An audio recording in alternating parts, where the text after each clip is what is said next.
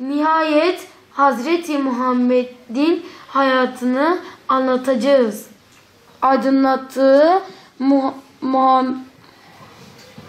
mübarek günümüzde olduğu gibi o zaman da dünya cehalet ve sapıklık, dünya onu bekliyor. Evet sevgili çocuklar diye başlar Ahmet Hoca. Allah'a an olsun ki hepinizin akıbetini görür. Abdülkadir Peygamber Efendimiz kaç yılında hicret etmiştir? 623. Ya bir şey söyleyeyim, ben geçen yılda katılmıştım. Bu sınav güzel ya. Hem Peygamber Efendimiz sallallahu aleyhi ve sellem'i daha iyi tanıyoruz. Hem de güzel bilgiler edinmiş oluyoruz. Güzel yani. Adem Peygamber Efendimiz kaç yılında vefat etmiştir? Anlattım.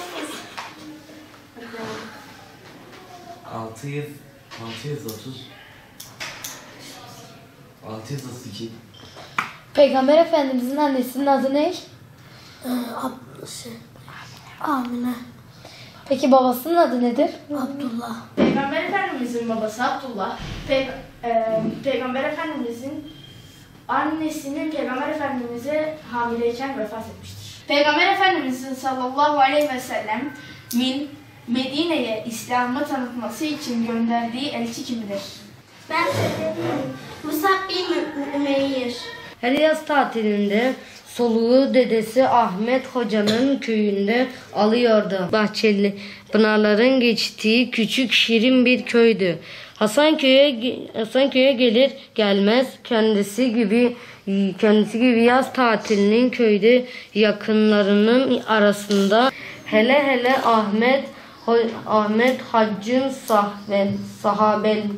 sohbetlerine her sene geldikte.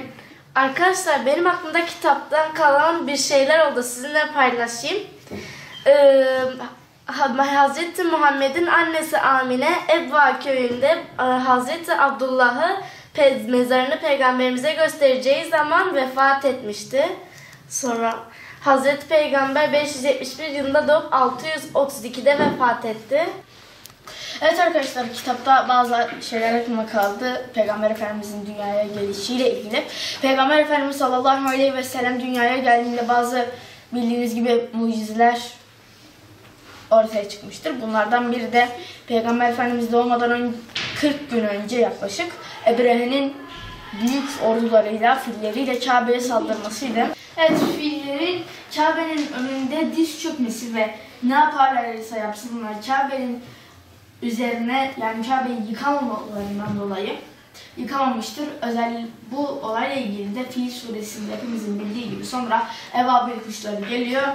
Merhaba, ben Abdülkadir. Bu sınava geçen yılda girdim. Peygamber Efendimizin hayatını öğrenmek çok güzel. Siyer-i Nebi okuyup onun üzerine bir şeyler bilmek çok güzel. O bizim için üsvetün hasene, en güzel örnektir. Onun hayatını öğrenmek de bizim için bir görevdir ve bizim bu görevi yerine getirmemiz gerekiyor. Bu sınavı düzenleyen, organize eden herkesten Allah razı olsun. Çok güzel bir sınav. Ben bu siyer sınavına katıldım. Bence çok güzel bir şey. Herkese de tavsiye ederim. Umarım devamı da gelir. Ben geçen sene de katıldım. Umarım herkes katılır. Bu sınav bence çok güzel. Herkese tavsiye ediyorum. Çünkü hani Peygamber Efendimizin hayatını öğreniyoruz. Bize örnek olan bir insanın hayatını öğreniyoruz sonuçta. Ben engelliyim. Ama olsun, yine de hani engel sonradan gelir. Engel gözde değil, kulakta değil, ağızda değil, kalptedir. Ben kitaptan çalışıyorum. Kitaptan dediğim sesli kitaptan çalışıyorum. Herkes için zor olabilir ama benim için birazcık da olsa kolay. Soru cevap şeklinde yaparız böyle ailecek. Hep birlikte yaparız. Tek ben değilim yani. Ailecek çalışırız. Ben bu yıl Peygamber Sevdalıları yarışmasına katıldım. Ve 2 defa geçen yıl ve ondan önceki yılda katılmıştım. Gerçekten çok güzel bir şey. Hani en azından kazanamasak bile kendimize olan güvencimiz için katılıyoruz ve Peygamber Efendimiz'i tanıyoruz. Çünkü o her zaman insanlara güzel örnek oldu. Yani onu tanımalıyız.